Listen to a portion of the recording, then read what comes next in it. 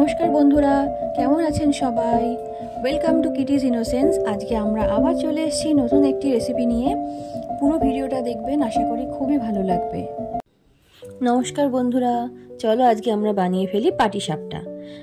পাটিসাপটা বানানোর জন্য আমরা নিয়েছি নারকেল আর পাটালি গুড়। দুটোকে ভালো করে এখন মিক্স করে নেব।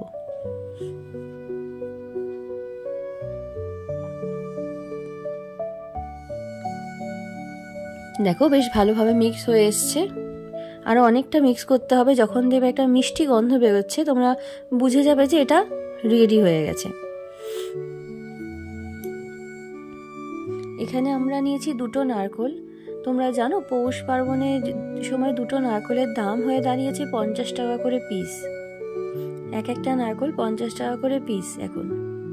এই যেটা হচ্ছে আমাদের টেবিল অ্যাকোরিয়াম, তার উপরে আমরা কিছু ইনডোর প্ল্যান্টস লাগিয়েছি। আমার ভীষণ পছন্দ ঘরের মধ্যে গাছ লাগানো। আচ্ছা দেখো, তার সাথে সাথে আমাদের পুরটা রেডি হয়ে এসেছে অনেকটাই। পুর আমাদের রেডি হয়ে গেছে। দেখো আমার মেয়ে গন্ধও পেয়ে গেছে। ভালো গন্ধ বেরিয়েছে। ওই যে ওখানে রান্না হচ্ছে, এই যে এখানে।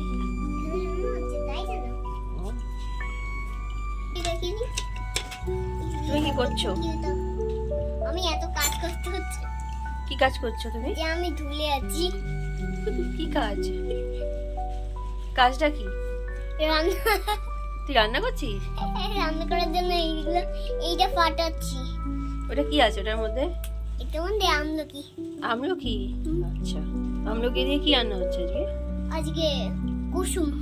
কুসুম? আমলকি দিয়ে কুসুম রান্না হচ্ছে? না, তাহলে ডিম। ডিম রান্না করবি? আচ্ছা। মিক্সচারটা বানানোর জন্য আমরা নিয়ে নিচ্ছি 1 কাপ ময়দা, 1 কাপ চালের গুঁড়ো, হাফ কাপ সুজি আর হাফ কাপ চিনি। তার সাথে দিয়ে দিলাম অল্প পরিমাণ লবণ আর 1 চামচ হচ্ছে সাদা তেল। দিয়ে ভালো করে মিক্সচারটাকে মিক্স করে নিচ্ছি আমরা।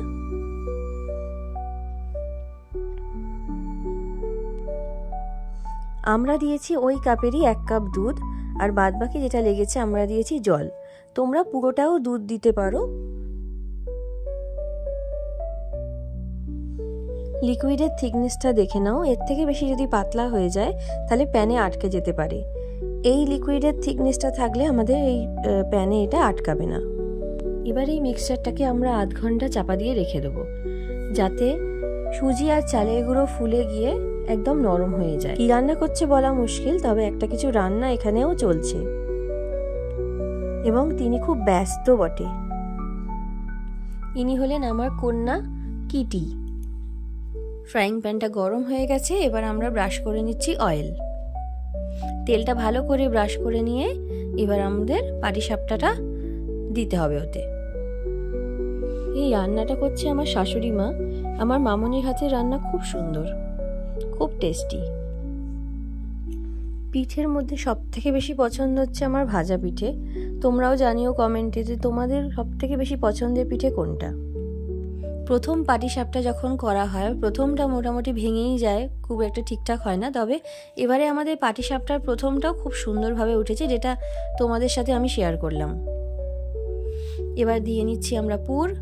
দিয়ে নিয়ে আমরা এটাকে র্যাপ করে নিলাম। চলো বাদ বাকি পাটিসাপটাগুলো আমরা ঝটাপট বানিয়ে ফেলি। ছোটবেলায় মা যখন পিঠে বানাতো, আমি আর বোন মিলেও বসে যেতাম পাশে। বসে আমরাও টেরা বেকা যা পারতাম বানাতাম, আর সেগুলো খেতামও আমরা লাস্টে। ওগুলো খাওয়া যে কী মজা ছিল যে আপনাদের কি বলবো। তাই কিটিকেও আমরা এইসব কাজের মধ্যে ইনভলভ করি, যাতে ওরও এই স্মৃতিগুলো থেকে যায়। বেশ কটা পাটিসাপটা আমাদের হয়েই এসছে। এর মাঝে আমাদের জেঠিমা দিয়ে গেছে আবার দুধ পুলি, আর তার সাথে হচ্ছে চিতল পিঠা।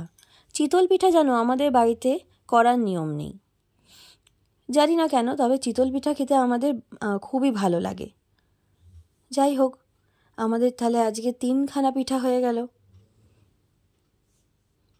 আমাদের পাটিসাপটা করা রেডি। দেখো খুব নরম তুলতুলে, খুব সুন্দর হয়েছে আমাদের পাটিসাপটাটা আজকে। তোমরাও যদি এই রেসিপিটা বানাতে চাও, বানিয়ে আমাদের কমেন্টে জানিও কেমন লাগলো। আর লাইক শেয়ার সাবস্ক্রাইব করে দিও। Thank you.